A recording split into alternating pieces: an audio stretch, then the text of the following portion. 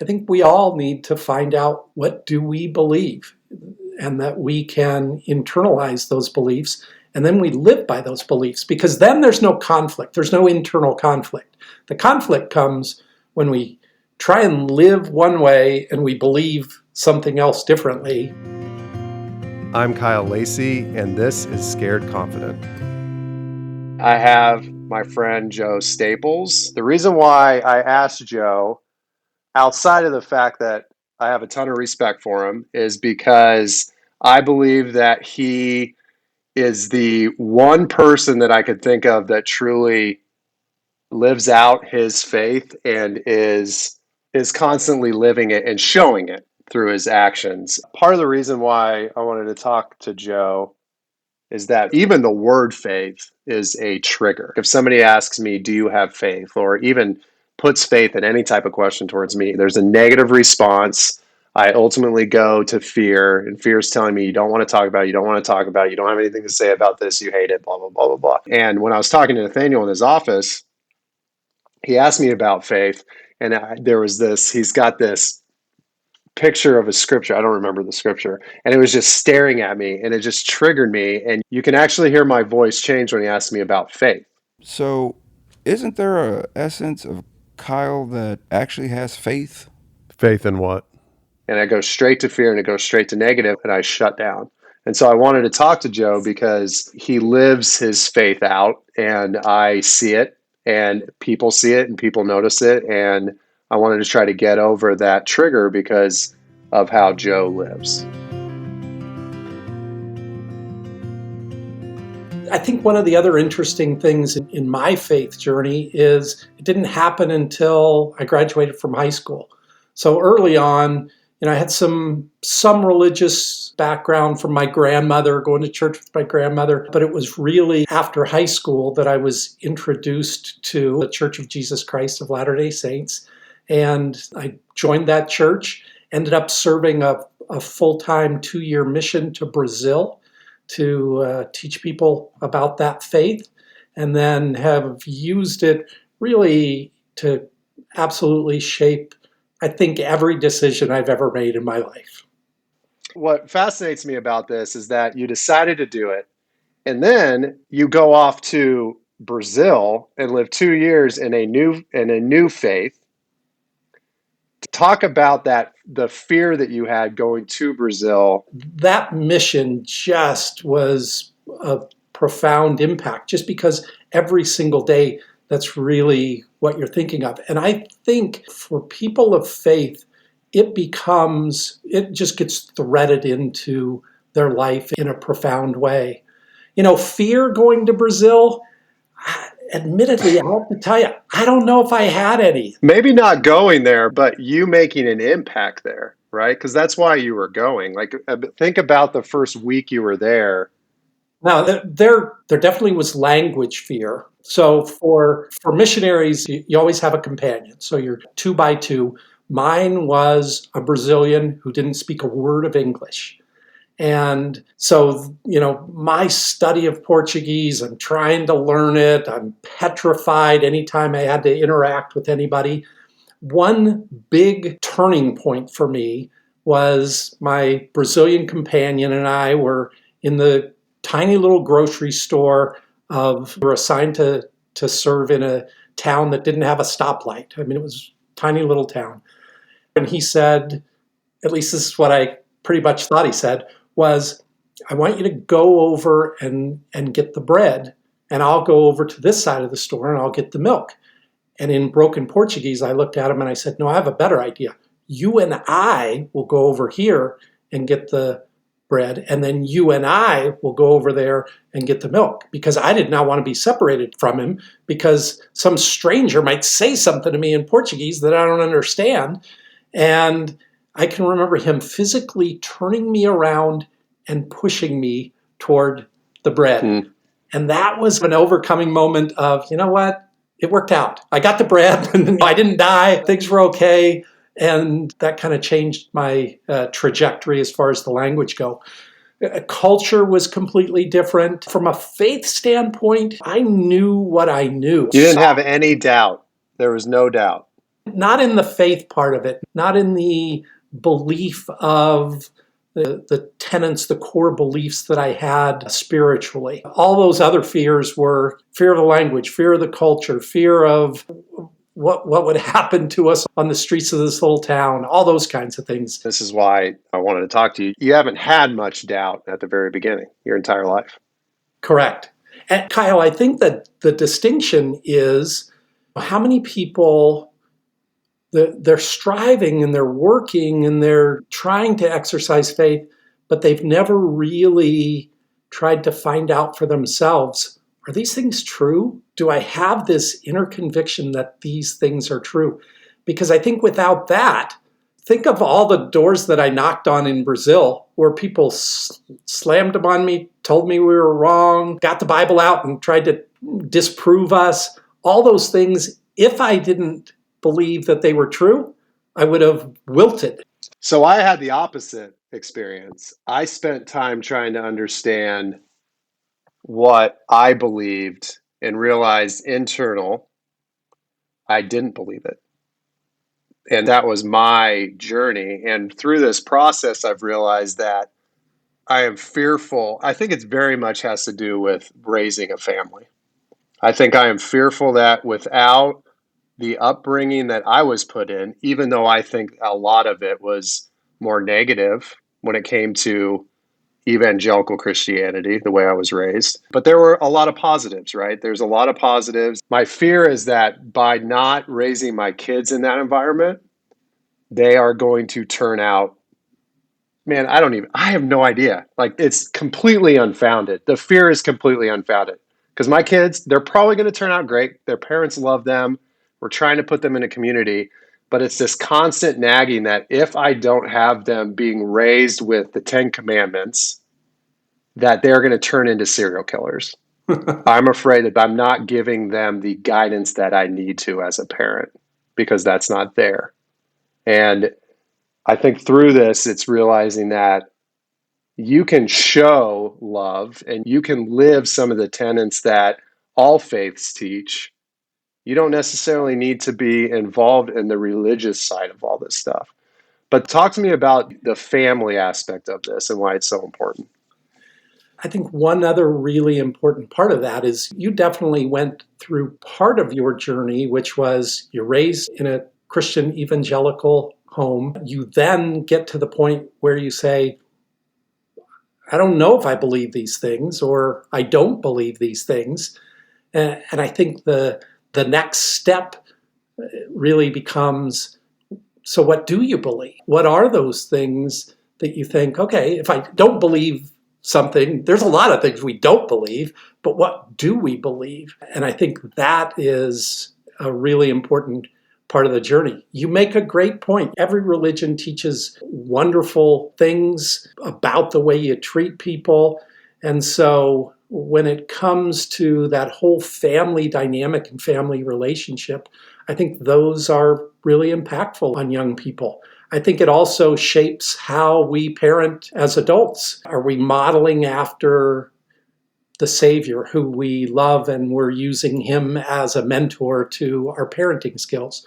Or are we dismissing him and saying, no, I'm going to model after something else? For our kids, and they were raised in this faith and they've stayed close and true to it. And I think a lot of that goes back to what we talked about earlier, which is they, at some point, quit relying on what my wife and I believe and had to go find out for themselves, what do they believe? Did you have any fear that they wouldn't believe? Oh, yeah. That was probably top of my list of things that I worried about. Just because I believe in it so deeply, and I, just like you, I don't want them to grow up to be serial killers.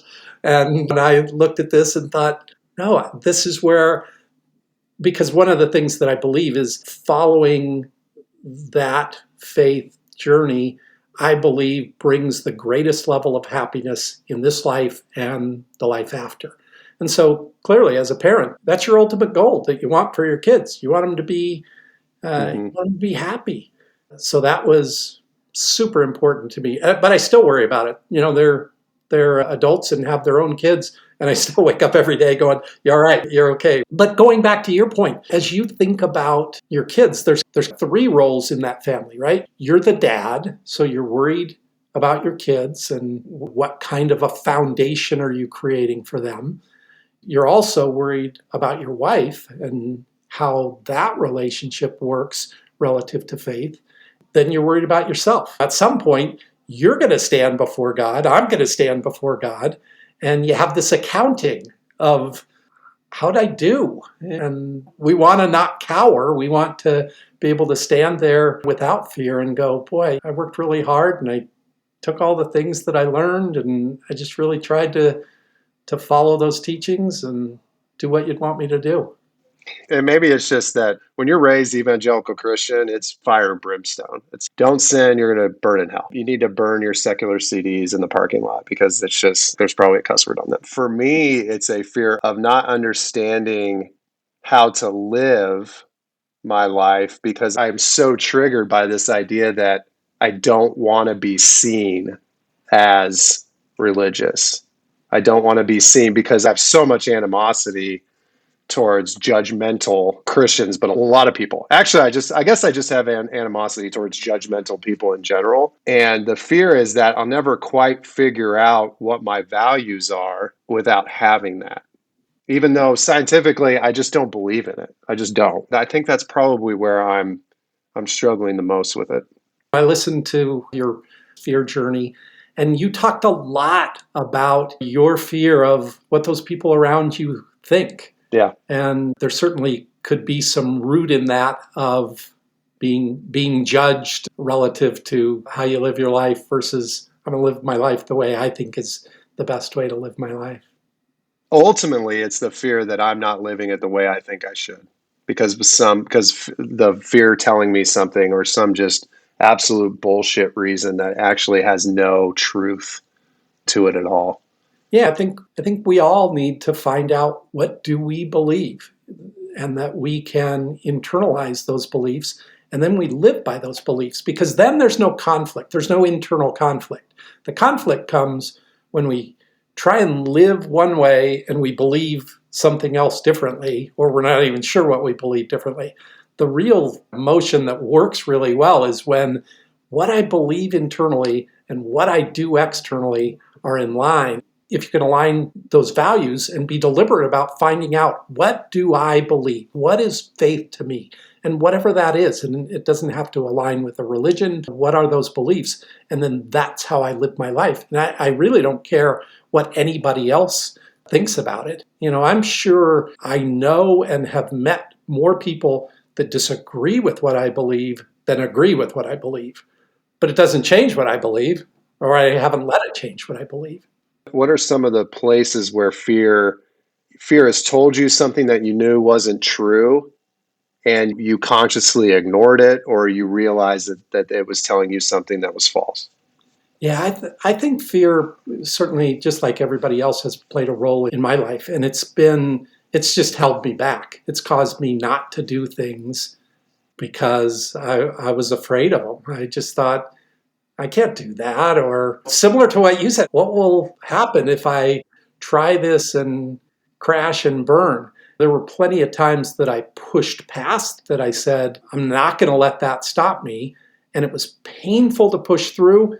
And then once you get to the other side, you're like, that wasn't so bad at all. You know, one of the things that I've taught our kids is when it comes to some fearful moments, if you can just get 15 seconds of courage, that's all you need to break through and accomplish something. So think of times when you've had to fire somebody or you've had to have a really serious talk with somebody or when you've quit a job, which is always hard as well.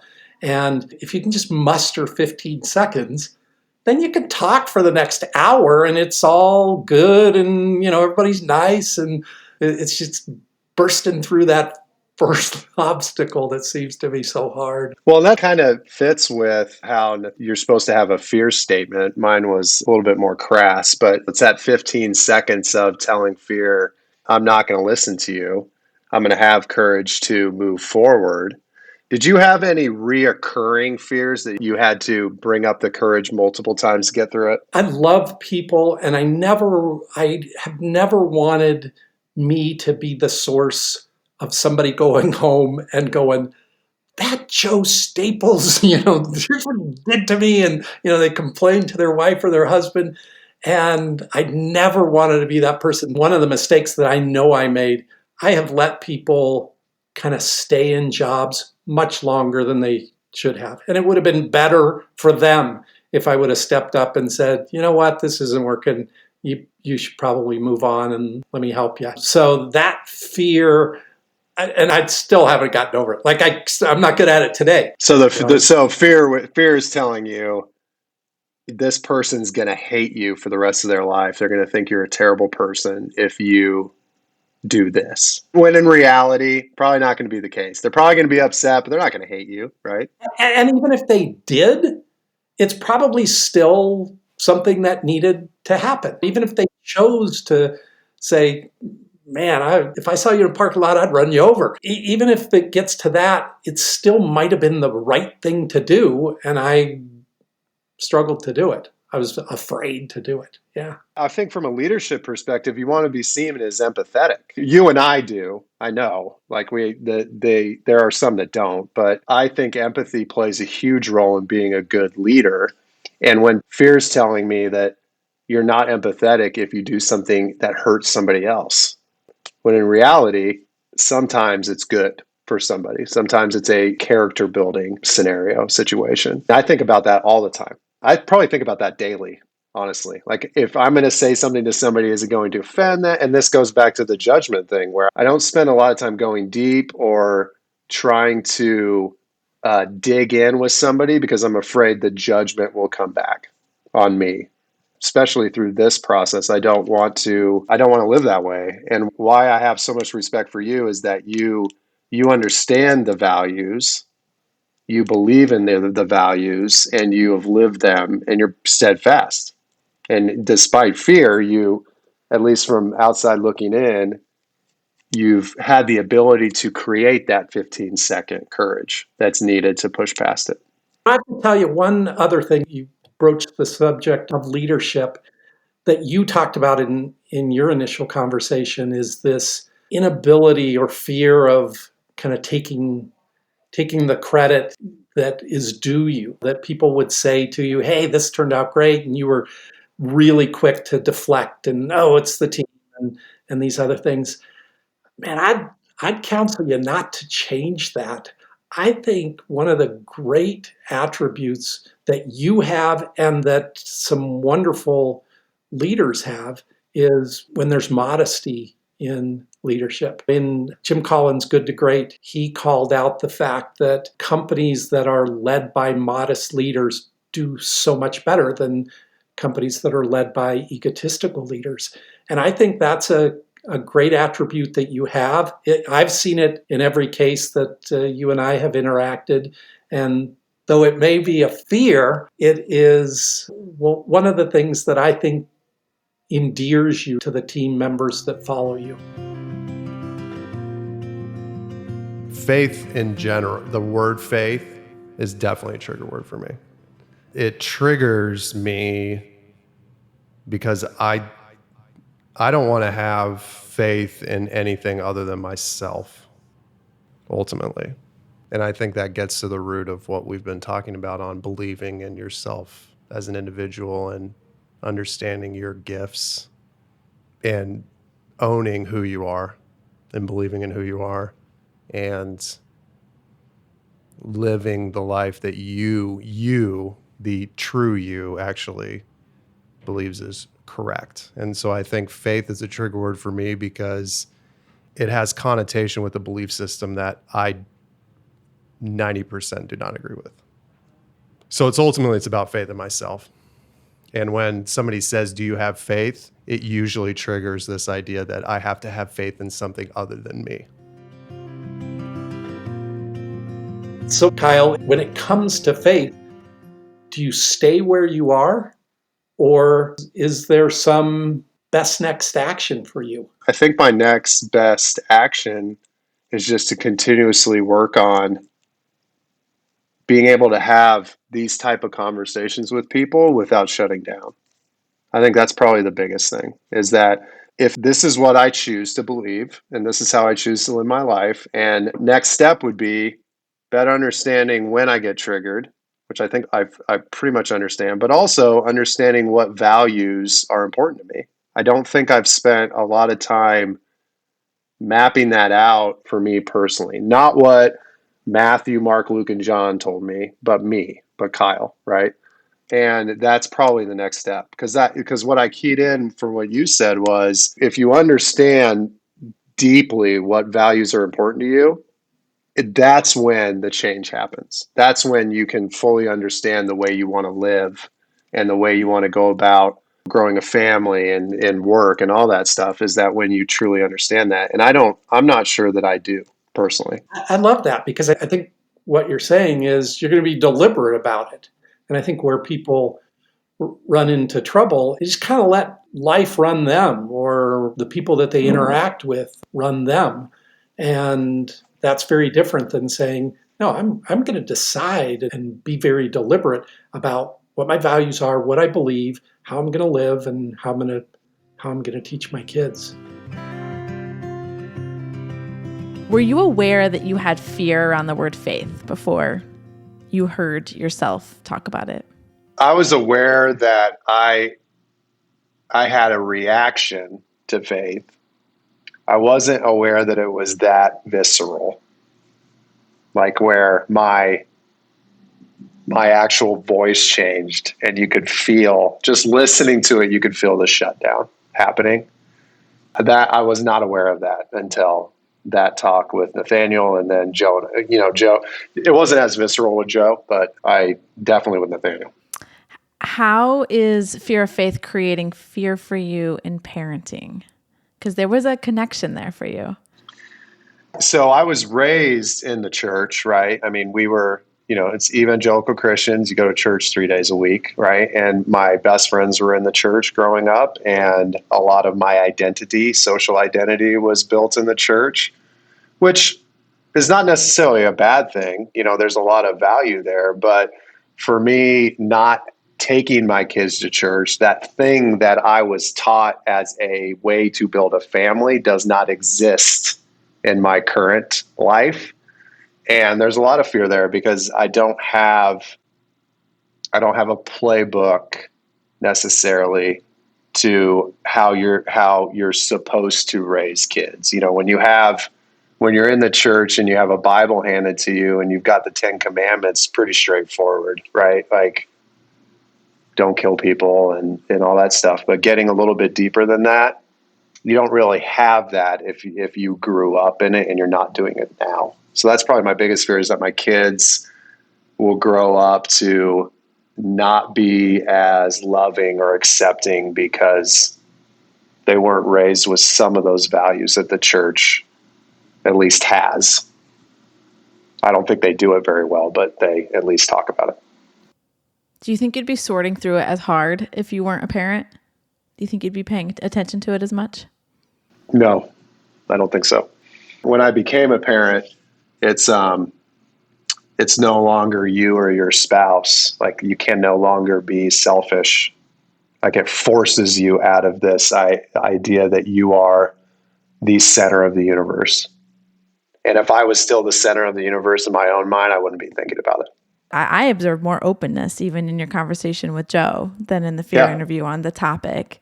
Where have you sort of felt your mind go as you've reflected on this?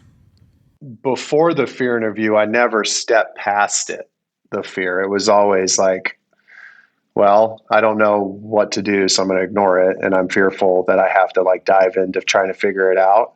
So I've been thinking about that quite a bit. And then with one thing that Joe touched on, which really, it has nothing to do with his religion or his belief. It's just the fact that he had a value set that he lives by. It was interesting for me because I also have a value set, and I just need to spend more time thinking about what that value set is. Joe just happened to discover it when he was 19 years old, and he's never strayed from it, which I think is very admirable, because he believes it. But that's me ignoring fear and realizing that I do have those value statements, and it doesn't necessarily have to be built in any type of religion in order for me to live it. And Joe said that, and that's what I respect the most about him. At some level, do you think you're afraid of your values being informed by religion at all? Not anymore. The conversation with Joe was just, it was settling for me. It was almost like a peace settled over me to where, I have this highly devout guy from the Church of Latter-day Saints saying, it doesn't matter as long as you follow what you believe is true. And so who cares if it comes from some Church of God, or who cares if it comes from some book I read that has nothing to do with religion? Like, who cares? As long as it's a value statements that I believe in, that I believe my kids should follow. And who cares what anybody else thinks about, how I choose to live. And Nathaniel, in the fear interview, he pointed out just the judgment thing. Like, I'm afraid of being judged, and I'm also judging the people that I'm afraid of being judged by. And I just don't like I can't pinpoint when it happened, but I just don't care anymore. I just don't. And I wasn't quite expecting that type of shift, because it was pretty quick, and it was right after that Joe interview. I think what was so empowering with Joe is that I was trying to find something about him doubting what he believes in, and he doesn't at all. And I think there was the realization that it doesn't matter what you believe in as long as you believe in it and you live it.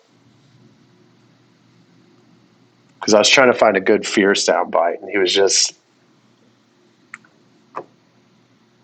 he had more to talk about for fear on the leadership side, which is great. But from the faith standpoint, he's been pretty steadfast, and I have a lot of respect for that. And I think the thing that may be attractive to you is the fact that he's steadfast in his values, and you having permission to say, like, my job is to fill my basket. Because I didn't want to pick up the ones from religion, it's been empty. I mean, intuitively it hasn't been, but it sort of felt that way. And do you feel like you've got permission to kind of fill the blanks in now? Yeah, I do. Hearing it from somebody I respect that has lived life in the way that I respect, giving me permission to figure it out on my own, I think that was probably the turning point there. After talking to Joe, somebody that I respect both from a professional standpoint as well as the way that he has lived and raised his family, the fact that he gave me permission to figure it out on my own with, my past experiences and create value statements that appeal to me as an individual. The fact that he gave me permission to do that gave me a lot of peace. And I don't think I was feeling peace when it came to values. And that's probably why I had such a visceral reaction to the word faith, because the word faith to me is very much ingrained in a value set that I kind of agree with, but not all of it. So Kyle, as we look at the context of your fear journey, what's next? What's going to happen in the next episode? Who are we talking to, and what are we talking about? So this is going to be the more difficult one for me. I'm going to call that out right now. I'm going to talk to my two cousins, Spencer and Stuart Ramsey, about their mom, who recently passed away in May from leukemia. And we're going to talk about a fear of death and a fear of kids not being raised with somebody that was central to our identity as a family. This episode takes on a really big topic, the topic of faith. And each one of us, I think, as we get older, have to go through a process of deciding and discerning, is the thing that we were taught when we were young, is it true for us as adults, and do we want to accept that for our own? And for me, when I went through the faith journey, when I went through determining whether or not being raised as a Christian was true. My faith journey brought me back to the cross. And if there's anyone listening to this episode wanting to have a conversation with someone who, maybe without the wrapper of church around it, just wants to talk to somebody to understand who is Jesus, as I will be a resource to Kyle if he wants it, I also want to make myself a resource to you if it would be helpful in your journey. If you're interested in having that conversation, text me at 317-350-8921, 317-350-8921, and we can set up time to chat.